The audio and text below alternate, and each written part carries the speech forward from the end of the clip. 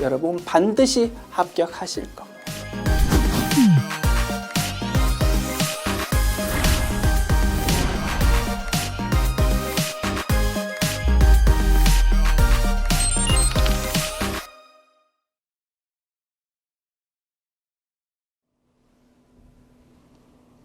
안녕하세요. 제2절 원가의 흐름 보겠습니다.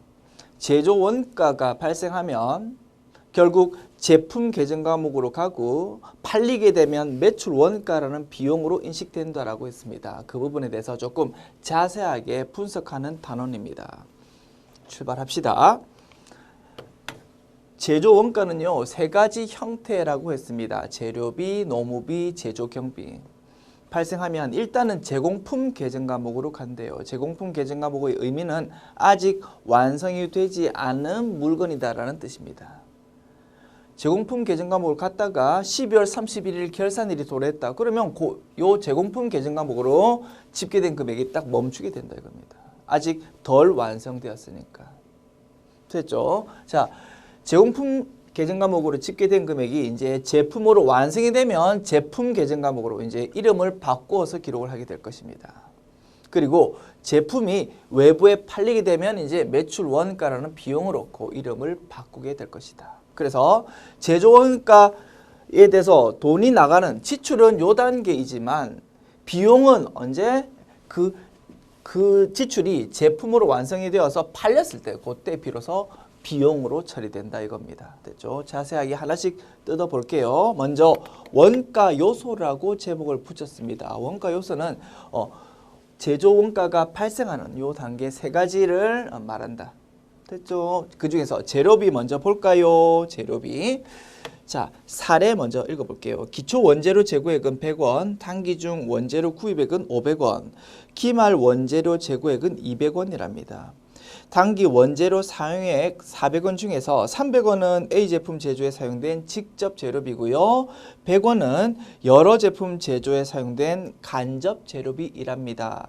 원재료라는 계정 과목이 있답니다. 자산이죠. 자산 중에서 재고자산에 해당합니다. 총계정 원장을 그려볼까요? 원재료.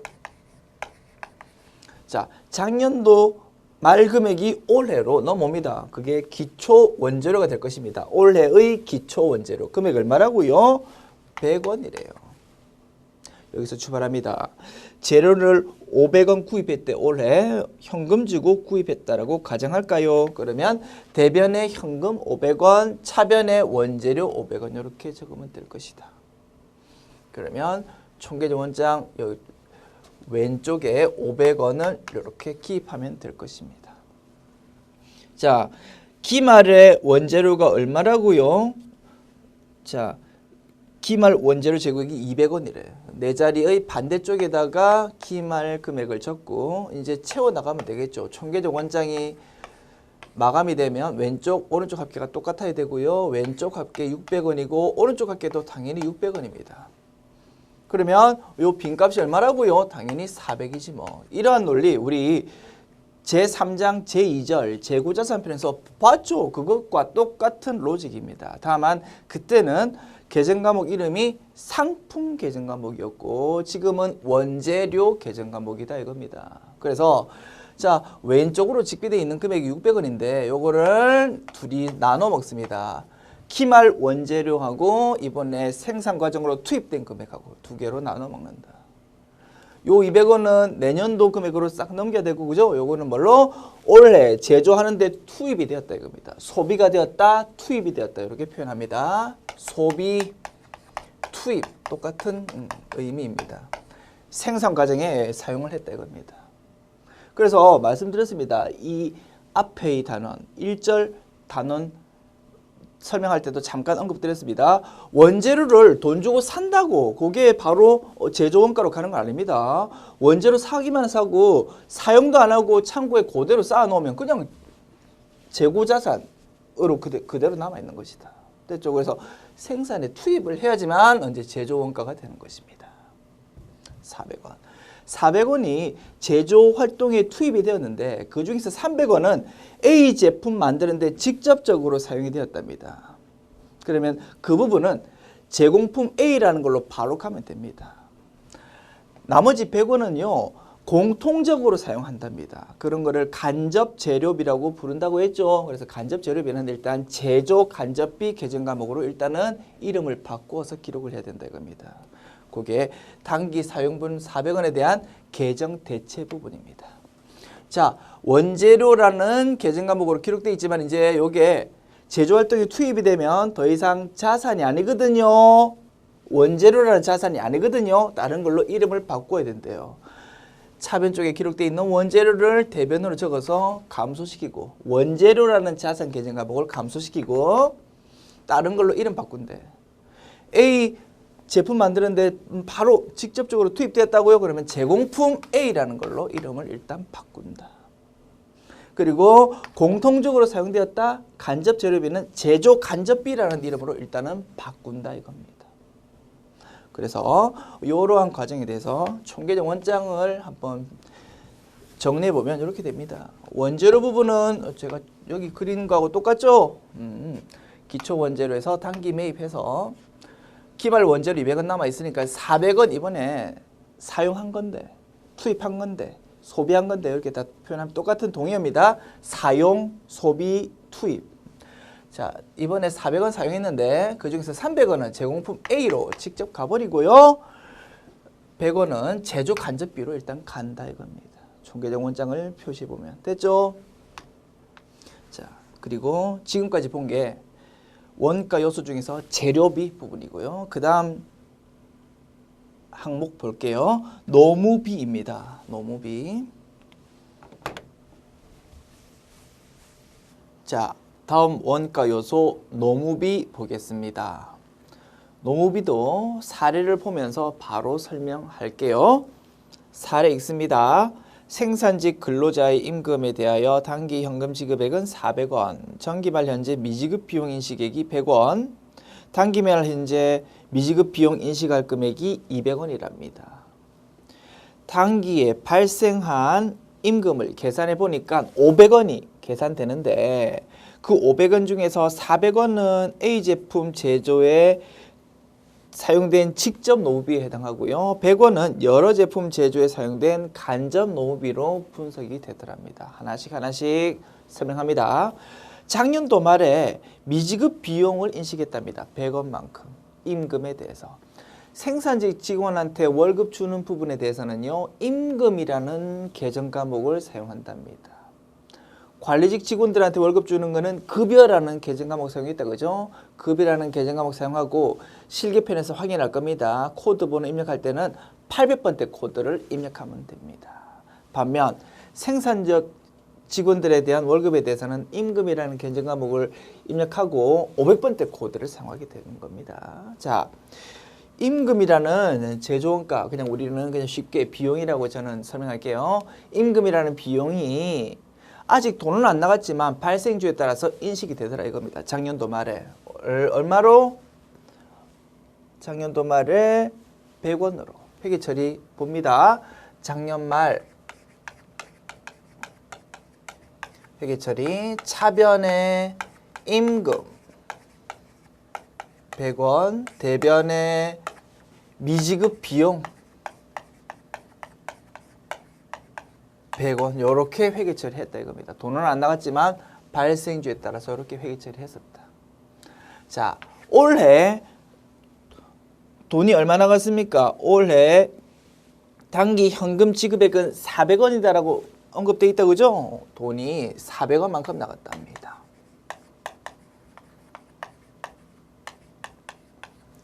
요거는 올해라고 제목 적어줘야 되겠네요. 올해. 자, 대변의 현금 400원 이렇게 적어주고 차변을 이제 회계 처리해야 되는데 올해 현금이 400원 나갔다고 하더라도 올해 인식해야 되는 임금이라는 비용 금액은 얼마라고요? 400원이 아니라고. 왜? 작년도에 이렇게 미지급 비용을 사용해서 인식했던 금액이 있으니까. 따라서 이렇게 분석되는 겁니다. 현금이 400원 나갔지만 100원은 사실은 작년도에 주었어야 되는 게 지금 나가는 거다 이겁니다. 그래서 차변에 미지급 비용이라는 부채를 감소시켜야 되고요. 얼마만큼? 100원만큼을. 그래서 올해의 임금이라는 비용으로 인식해야 되는 금액은 결론적으로 300원밖에 없다 이겁니다. 돈은 400원 나갔지만 올해의 비용은 300원이다. 아시겠지요? 이렇게 정확하게 회계 처리하는 것이 원칙인데요. 자, 이렇게 회계 처리하기에 실무에서는 굉장히 번거롭더라 이겁니다. 현금이 400원 나갔는데 돈 나갈 때마다 작년도에 혹시 그 미지급 비용을 인식한 거 있는지 없는지 그걸 뭐 확인 일일이 해야 된다 이겁니다. 만약 이렇게 돈 나갈 때마다 이렇게 회계 처리해야 된다면. 그렇기 때문에 실무에서는요, 이렇게 회계 처리를 안 하고 우리 교재에 있는 방식으로 회계 처리한다 이겁니다.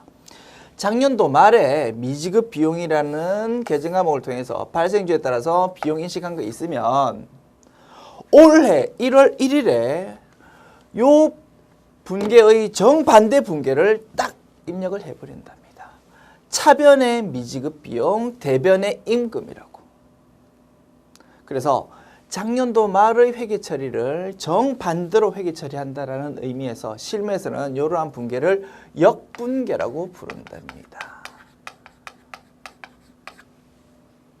역분계를 1월 1일 날 이렇게 딱 해버리고요. 실제로 돈 나갈 때는 그냥 돈 나가는 거 400원 전체를 올해의 비용으로 인식해 버린답니다. 그러면 굉장히 실무에서는 편하게 회계 처리할 수 있겠다. 그죠? 돈 나가는 거 그냥 전부 아무 신경 안 쓰고 그냥 올해의 비용으로 인식해 버릴 수 있으니까. 그러면 요 두 날짜의 분계를 합해 보면 우리가 원하는 요 디테일한 아주 정밀한 회계 처리와 결과가 동일해진다 이겁니다. 맞지 않습니까? 보십시오. 대변의 현금 400원 맞지요? 그리고 차변의 미지급 비용 100원 맞지요? 그리고 차변에 임금 300원. 여기 400원 기록되어 있지만 반대쪽에 100원 기록되어 있으니까 요거 두 개를 상계해버리면 300원만 딱 남게 된다 이겁니다. 맞습니까? 그래서 이렇게 실무에서 분계를 합니다라는 것을 교재에 소개해두고 있습니다.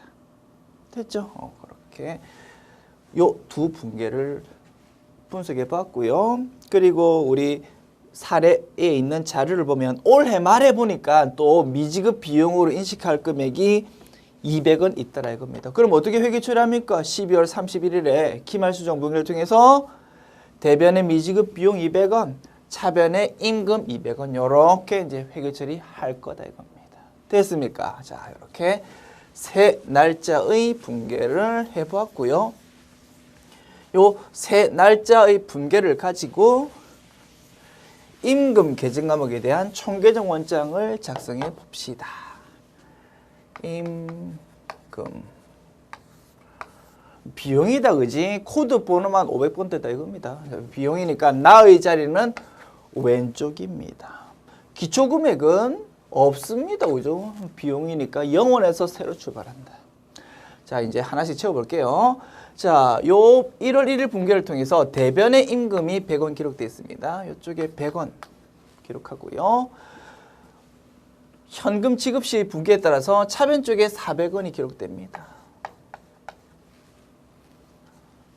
그 다음에 12월 31일 기말수정 분계를 통해서 차변 쪽에 200원이 기록됩니다. 이렇게 정리할 수 있고, 그러면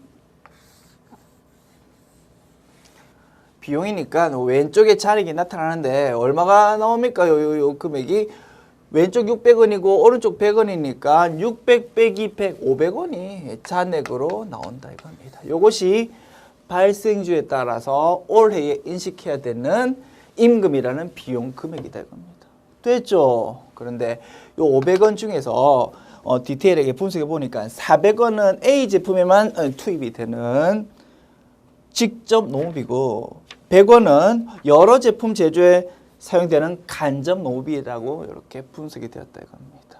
자, 요 500원이 만약에 판매비와 관리비에 해당하는 거라면 바로 손익 계정 과목과 상계되어 가지고 단기 순이익으로 바로 가버릴 거다 그지? 그런데 지금 보는 임금은 500번대 코드의 제조 원가이기 때문에 바로 비용으로 가는 게 아니고 제공품을 거쳐서 제품을 거쳐서 이제 제품 완성됐습니다. 제품을 거쳐서 그게 팔려야만 매출 원가라는 비용으로 갈 거다 이겁니다. 그렇기 때문에 지금 요 500원은 손익으로 바로 가는 게 아니고 400원, 요 분기를 봅시다.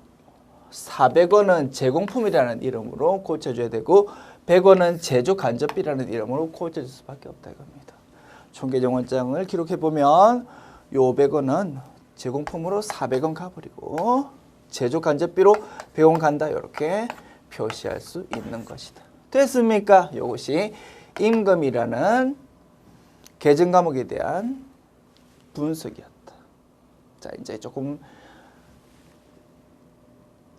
앞으로 많이 활용할 산식을 정리해 보려고 그럽니다. 자, 총계정 원장을 이렇게 작성해 보면 이러한 결론값을 우리는 얻을 수 있답니다. 자, 설명합니다. 자, 공간이 좀 부족하니까 이거 조금 치울게요. 요거. 그래서 왼쪽 오른쪽 학교는 똑같아야 된다, 그지? 오케이. 이거 조금만 더 치우고, 자, 여기 산식 정리합니다. 당기 발생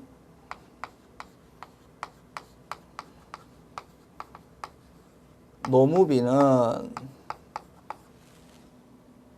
단기 발생 투입 원가라고 했네요. 자, 이런 산식은요, 비단 노무비에만 적용되는 게 아니고 요 다음 주제로 볼 제조 경비 같은 데서도 그대로 적용됩니다. 예를 들어서 뭐 보험료 같은 거 있죠. 그런 거에 대해서도 올해 발생주에 따른 투입 원가가 얼마지 그거 계산할 때 요 산식 그대로 활용된답니다. 그래서 제목을 이렇게 붙였습니다. 단기 발생 투입 원가. 자, 용어 정리해 드릴게요. 올해 사용되었다.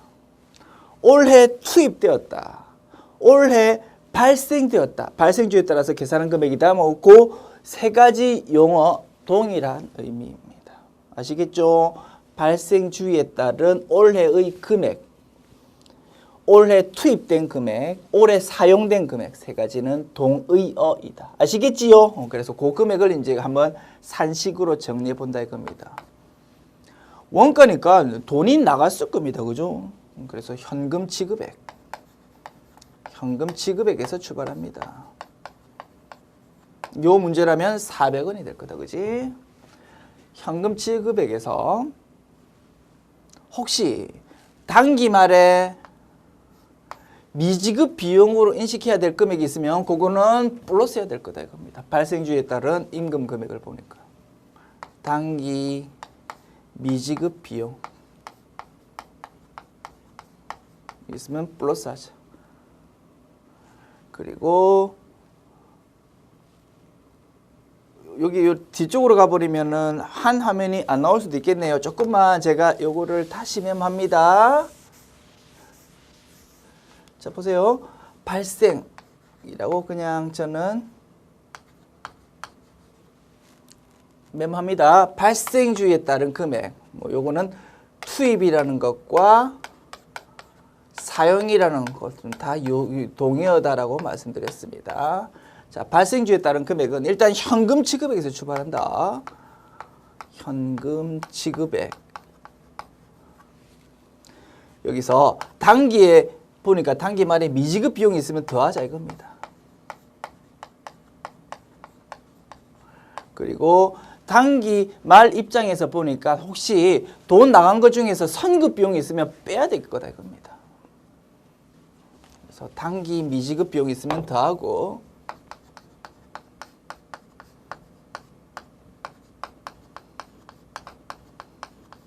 단기 선급 비용이 있으면 빼자. 이렇게 정리할 수 있답니다. 이런 내용 이미 제3장 제7절에서 공부한 내용입니다. 자, 여기서 이제 조금만 더 확장시켜 보려고 그럽니다.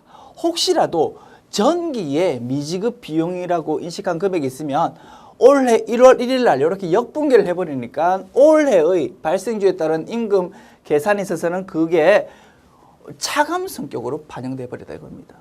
임금이라는 비용 계정 과목이 차비는 아니고 대변으로 기록돼 버리잖아. 작년도 말에 미지급 비용으로 인식한 게 있으면. 맞죠? 그래서 산식을 이렇게 정리할 수 있습니다. 혹시 전기에 미지급 비용이 있으면 빼자 이겁니다. 그리고 혹시 전기에 선급 비용이라고 인식했던 금액이 있으면 올해 발생 주의에 따른 비용 금액 계산할 때는 플러스 해야 된다 이겁니다.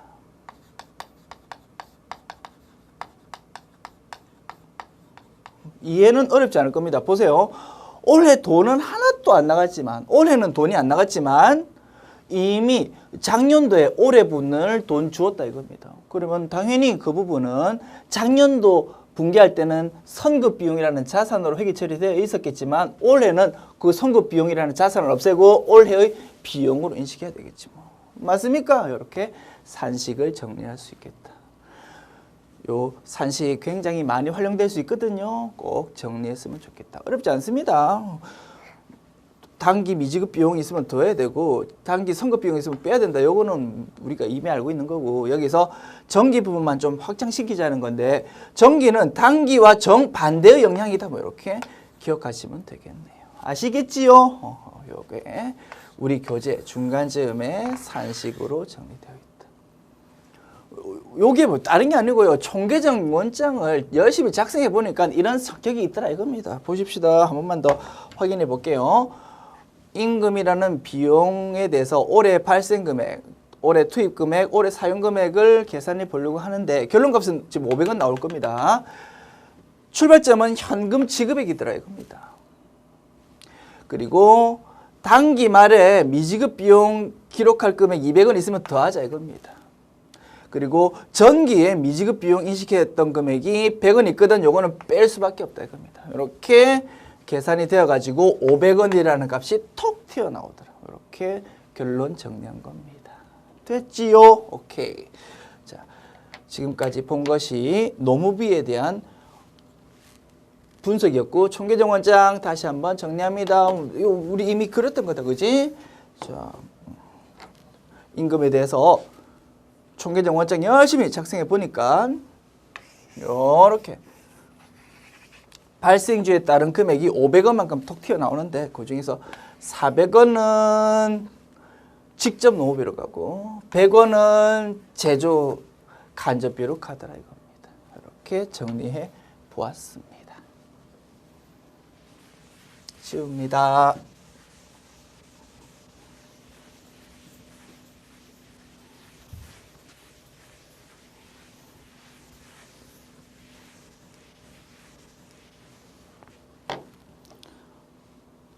자, 다음 원가 요소 제조 경비 보겠습니다. 이것도 사례 바로 볼게요. 제조 경비는 감가상각비, 임차료, 보험료, 가스, 수도료 뭐 이런 것들 각종 항목들이 다 제조 경비에 해당합니다. 사례 봅니다. 생산 설비의 보험료에 대해서 단기 현금 지급액은 300원, 정기말 현재 선급 비용 인식액이 200원, 단기말 현재 선급 비용 인식액은 100원이랍니다. 또한 생산 설비의 단기 감가상각비는 200원이랍니다.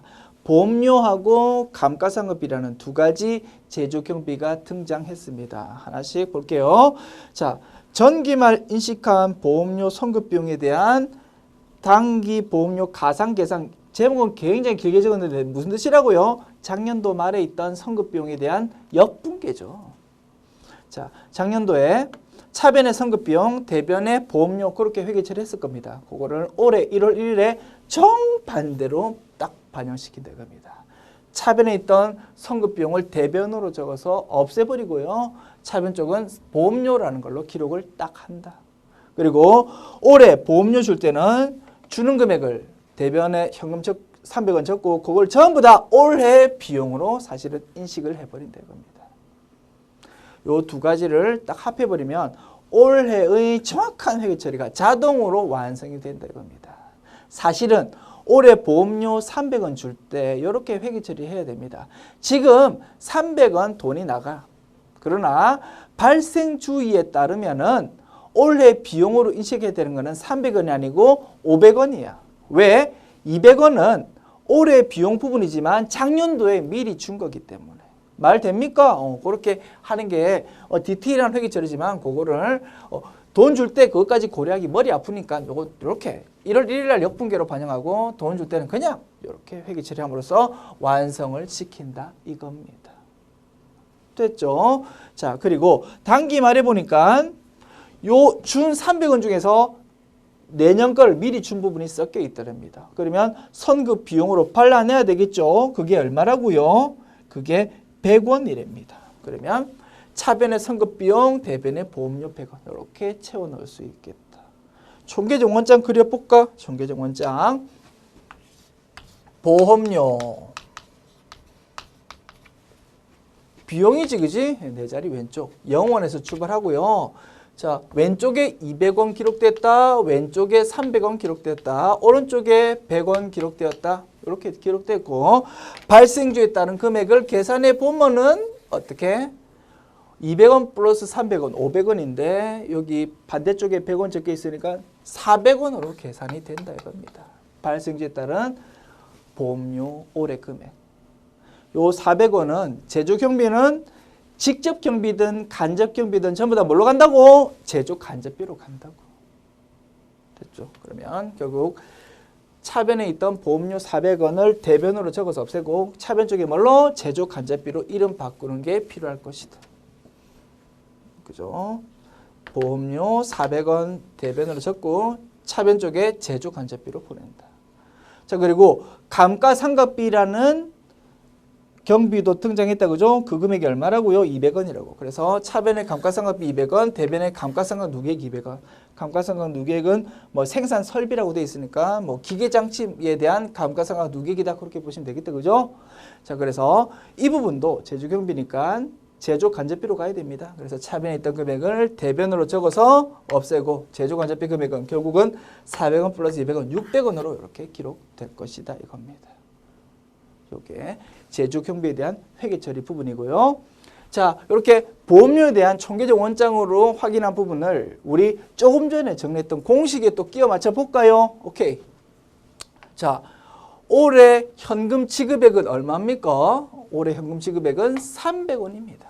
300원. 그리고 올해 말의 선급 비용이 얼마였습니까? 올해 말의 선급 비용이 100원이었죠. 그러면 올해 말 단기 선급 비용은 마이너스라고. 그리고 작년도의 선급 비용이 있었지 200원. 그거는 올해 거와 정반대로 반영시키면 되겠지. 얼마로? 200원. 그래서 300원 마이너스 100원 플러스 200원 하면은 바로 400원 신속 정확하게 구할 수도 있더라 이겁니다. 그래서 이런 공식 많이 사용하게 될 것이다. 이렇게 확인했습니다. 자, 지금까지 본 게 제조 경비였고요. 이제 그다음 제조 간접비의 배부 보도록 합시다. 자, 사례를 읽을게요. 당사는 자, 요거 좀 지우고 넘어갑니다.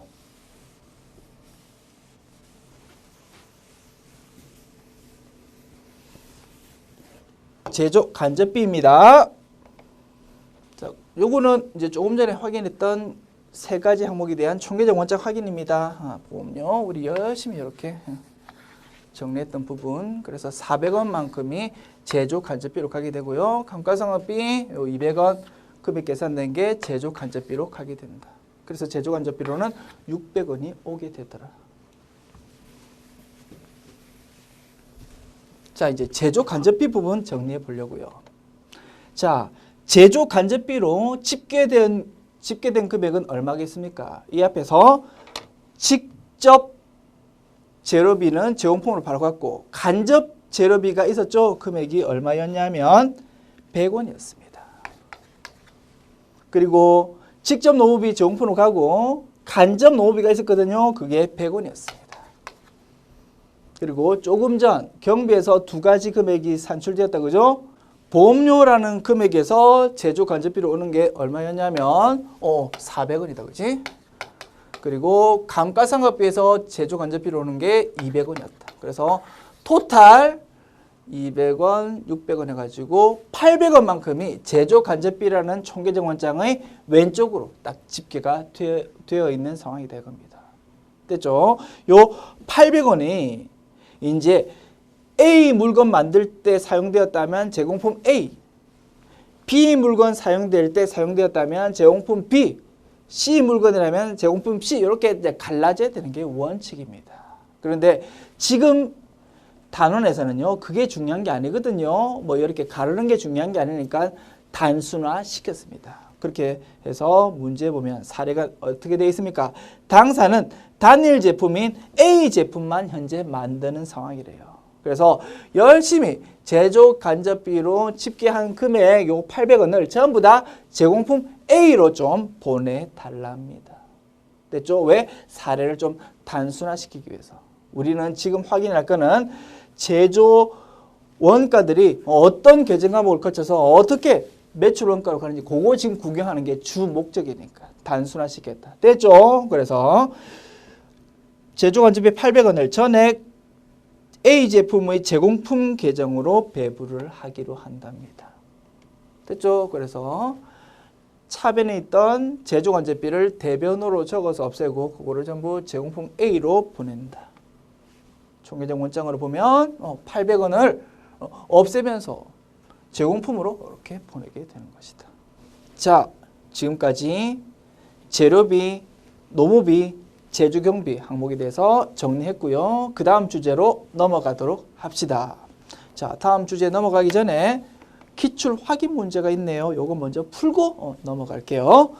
주식회사 세무는 7월에 근로자 A에게 노무비 10만 원을 현금 지급하였고 근로자 B에게는 노무비 3만 원을 미지급했답니다. 근로자 A에게 지급한 노무비 중에서 선급 노무비는 5만 원이 포함되어 있다면 주식회사 세무가 7월에 인식해야 할 회사 전체 노무비 발생액은 얼마일까요? 길게 적었는데요. 발생주의에 따른 올해 노무비 금액을 구해라 이겁니다. 우리 공식으로 정리했던 부분으로 신속 정확하게 풀어봅시다.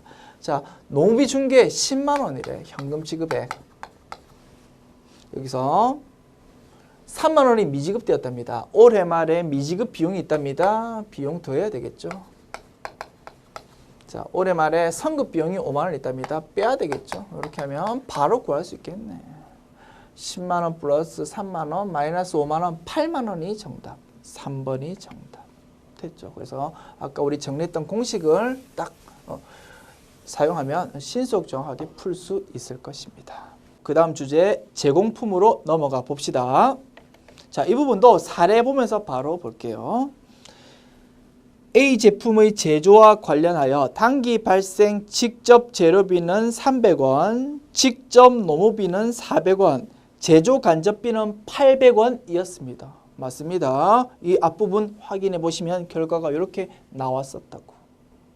자, 전액 제공품 계정에 집계되어 있답니다. 여기까지 현재 왔거든요. 진행이 여기까지 되어 있습니다. 기초 제공품 재고액은 300원, 기말 제공품 재고액은 500원이랍니다. 이렇게 자료가 제시되어 있네. 자, 아직 완성 안 한 물건이 제공품이라는 것이고 제공품 계정 과목 당연히 자산에 해당합니다. 네 자리 왼쪽이다 이겁니다. 기초 금액이 어디 적힙니까? 기초 제공품 재고액이 300원 왼쪽 네 자리에 적히고 기말 제공품 금액은 네 자리 반대쪽 500원 이렇게 채워집니다. 그리고요. 자, 이 회사는 A라는 물건밖에 안 만들죠. 그래서 제공품 이꼴 제공품 A인 것입니다. 제공품 A 계정 과목으로 직접 재료비도 여기로 딱 금액이 들어올 것이고 직접 노무비도 들어올 것이고 제조간접비도 들어올 것이었습니다. 얼마요? 800원. 요게 직접 재료비가 300원. 그리고 직접 노무비가 400원. 이렇게 딱딱 들어왔다 이겁니다. 요 금액은 뭐라고 표현할 수 있다고요? 올해에 생산활동에 투입된 금액이다 이겁니다. 자, 올해 투입된 금액 요 세 가지를 합한 금액이 여기서는 사례로 따지면 얼마입니까? 300원, 400원, 800원, 700원 플러스 800원 해가지고 1,500원 되죠. 1,500원 요 금액을 이렇게 부른답니다. 올해 생산활동에 투입이 되었다고. 단기 1,500원 지우고 제목 적을게요. 단기 총 제조 원가. 말 됩니까? 올해 생산활동에 투입된 모든 원가 합해보면 이렇게 1,500원으로 집계가 되었다 이겁니다. 기초에 제공품이 300원 있었다 이겁니다. 이게 무슨 뜻입니까? 작년도에 생산활동 했겠지. 그런데 완성되지 않은 상태에서 작년도 12월 31일 결산일이 딱 도래했다 이겁니다. 그러면 300원 금액은 제공품이라는 자산 형태로 올해로 넘어올 수밖에 없더라 이겁니다. 그게 300원 있었다. 작년도 말에 반쯤 만든 상태인 금액이 300원 있었는데 올해 추가로 1,500원만큼 생산활동에 원가가 투입이 되었다. 그러면 왼쪽으로 집계되는 금액은 얼마겠습니까? 1,800원만큼이 왼쪽으로 집계될 것이다. 오른쪽도 그러면 1,800원으로 마감이 되겠지, 그지? 그러면 공란 채울 수 있습니다. 얼마요? 1,800원에서 500원 뺀 1,300원을 이렇게 공란 금액을 구할 수 있다. 이게 뭘 의미하는 겁니까? 제공품 반쯤 만든 상태였는데 완성이 되었다라고 볼 수 있다 이겁니다. 완성되었다.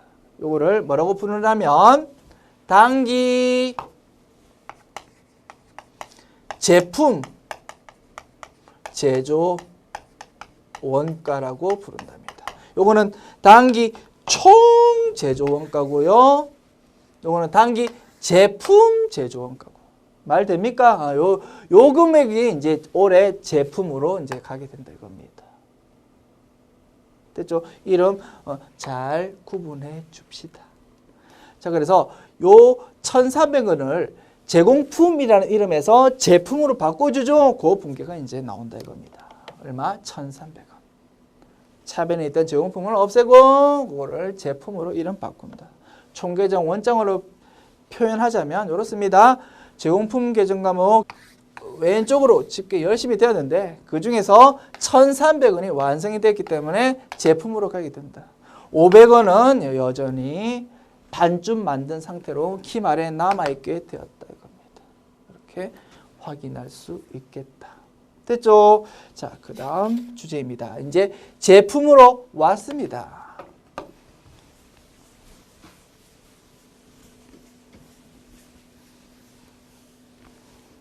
제품으로 왔습니다. 제품, 재고자산입니다. 총계정 원장 그려볼까요? 자, 사례 바로 있습니다.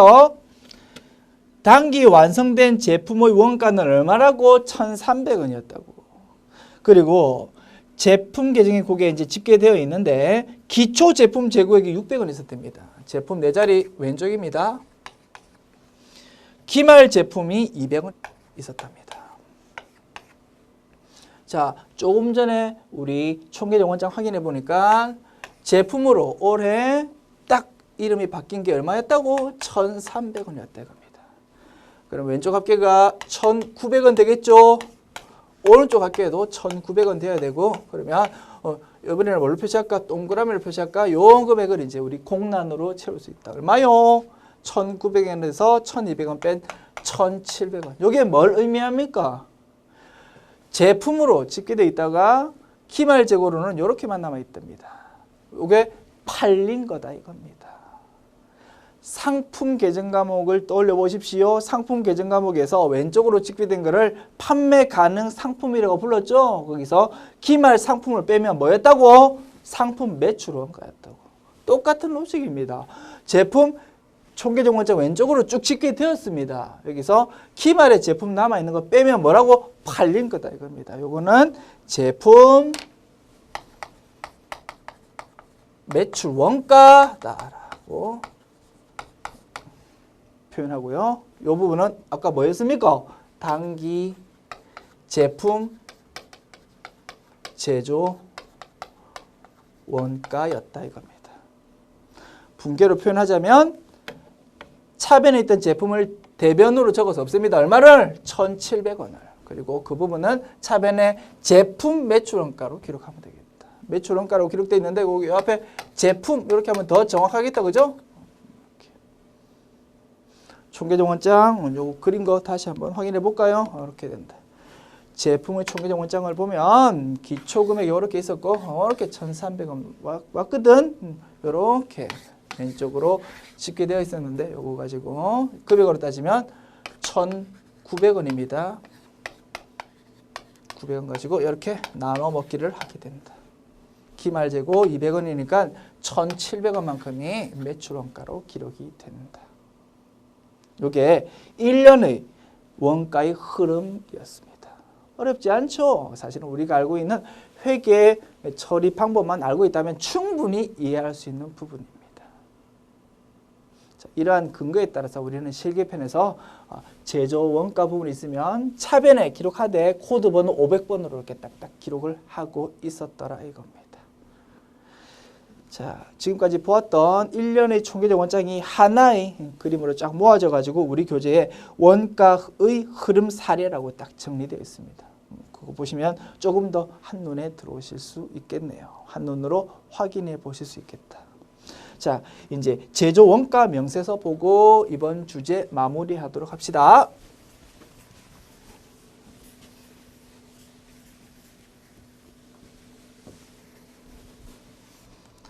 자, 제조 원가 명세서라는 보고서가 있고요. 손익계산서라는 보고서가 있습니다. 제조 원가 명세서를 보면 재료비, 노무비, 제조경비 세 가지 금액이 딱 적혀 있습니다. 재료비의 경우 원재료 올해 사왔다고 그게 다 올해 원가로 투입되는 거 아니었습니다. 그죠? 기초 원재료에서 올해 산 거 부분 더하고 기말 원재료 빼가지고 올해 투입분이 계산이 되었다. 그래서 재료비 400원, 노무비 500원, 제조경비 600원 이 부분이 발생주에 따라서 올해 생산활동에 투입된 금액이었는데 그 금액은 결국은 합해져 가지고 단기 총 제조 원가라고 부른다라고 했습니다. 그리고 이 부분을 더하고 어디에다가 기초 제공품에다가 그리고 거기서 기말 제공품을 빼면 비로소 단기 제품 제조 원가가 산출이 되었다. 됐죠? 이렇게 나타내는 보고서가 제조 원가 명세서고요. 여기서 나온 결과 값인 1,300원 단기 제품 제조 원가는 손익계산서 이쪽으로 가게 된답니다. 손익계산서는요. 매출액, 매출원가, 그리고 매출총익, 판관비, 영업이익 뭐 이렇게 쭉쭉 흘러가게 됩니다. 자, 여기서 매출원가 부분은 이렇게 기록되죠. 기초 제품 재고액에서 단기 제품 제조 원가를 플러스합니다. 요 금액 어디서 온 거라고요? 제조 원가 명세서의 맨 밑에 있는 요 금액이 오게 되는 것이다. 그리고 거기서 기말 제품 재고를 빼면 1,700원이라는 매출 원가가 기록이 된다. 됐죠? 이렇게 보고서를 연결 지을 수 있겠다. 시험에서 이게 굉장히 자주 나옵니다. 다음 중 제조 원가 명세서라는 보고서에서 확인 못하는 걸 뭘까요? 라고 해가지고 지문에 이게 나온다 이겁니다. 기초 제품 재고액 또는 매출 원가 이런 것들이 문제로 제시된다. 이런 상황들은요. 제조원가 명세서 아무리 열심히 봐도 없습니다. 그런 상황은 손익계산서로 가야지만 볼 수 있다 이겁니다. 아시겠죠? 그런 식으로 문제가 나온다. 마지막 기출 확인 문제 풀어볼게요. 다음 자료에 의하여 단기 제품 제조원가를 계산하면 얼마일까? 기초기말 원재료 제공품 금액이 나와 있고요. 원재료 매입액, 노무비, 제조간접비가 나와 있습니다. 원가의 흐름으로 풀어라 이겁니다. 원재료, 자, 원재료, 제공품, 총계적 원자. 둘 다 자산입니다. 네 자리 왼쪽. 자, 기초금액 원재료 15만 원이고요. 기말금액 12만 원. 제공품 기초금액 28만 원. 기말금액 30만 원입니다. 단기 원재료 매입액이 460만 원이랍니다. 자, 그러면 원재료 중에서 생산활동에 투입된 부분 바로 계산할 수 있겠다. 그죠? 왼쪽 합계, 오른쪽 합계 똑같아야 되고 15만 원 플러스 460만 원은 4750000이고 4750000이 합계가 된다. 그럼 빈값은 12만 원 차감하면 4630000입니다. 4630000 자, 요게 이번에 생산활동에 투입된 재료비다. 그리고 노무비가 280만 원이고요. 제조 간접비가 350만 원이랍니다. 그러면 4630000, 28000000, 350000 세 개가 합해져 가지고 단기 총 제조 원가가 될 것이다. 계산해 볼게요. 350000 그다음에 10 아이고 칸이 좁으니까 요 아래에다가 적을게요. 10930 000 이렇게 계산됩니다. 요 금액이랑 28만 원을 합해 볼까요? 그러면 11210 000이 이쪽 왼쪽의 합계입니다. 오른쪽 합계도 똑같아야 됩니다. 그러면 11210 000에서 30만 원 빼면 단기 총 제조 원가가 계산될 것이다. 30만 원 빼면 10 9 10 000이 정답이 된다. 됐죠? 그래서 3번이 정답. 푸실 수 있겠죠? 신속 정확하게 풀 수 있습니다. 칸 채우기 문제입니다. 칸 채우기. 이런 게 문제가 자주 출제되더라. 아시겠죠? 자, 그래서 조금 오래된 문제이지만 이와 유사한 형태가 굉장히 자주 출제되고 요 당시에 이렇게 출제자는 출제하고 수험생은 이렇게 해가지고 답을 맞추고 했었습니다. 그런데 이왕 이런 형태가 자주 출제된다고 했으니까 좀 완벽하게 문제를 좀 구성하도록 할게요. 이렇게 풀 수는 있겠습니다만 이렇게 풀려면 전제가 조금 필요하겠죠. 자, 재료비 투입액 중에서 제공품으로 직접 사용되었다는 게 확인 가능하면 제공품 계정 과목으로 바로 가면 되지만 공통으로 사용된다면 그거는 제조 간접비로 갖다가 해당되는 제공품으로 오는 것이 원칙이겠다 이겁니다. 그래서 가정을 하나 삽입해 주십시오. 단 간접 재료비는 없다.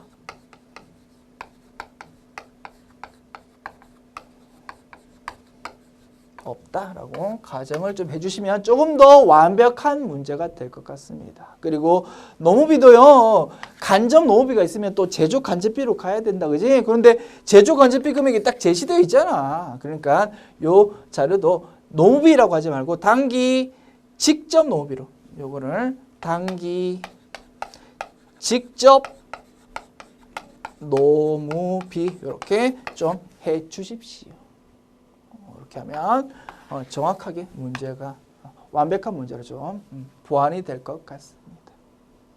됐죠? 그래서 조금 보완해 주시고 이런 문제 자주 출제되니까 풀 수 있도록 좀 연습해 주십시오. 어렵지 않습니다. 빈값 채우기입니다. 자, 지금까지 제2절 원가의 흐름을 살펴보았고요. 이러한 1년의 흐름으로 흘러간다는 내용, 그리고 제조원가 명세서와 손익계산서에서는 어떤 내용들이 나오는지, 특히나 제품과 관련된 부분, 매출 원가와 관련된 부분은 절대 제조원가 명세서에서는 나오지 않는다. 그런 부분을 조금 확인을 해 주시면 되겠습니다. 수고하셨습니다.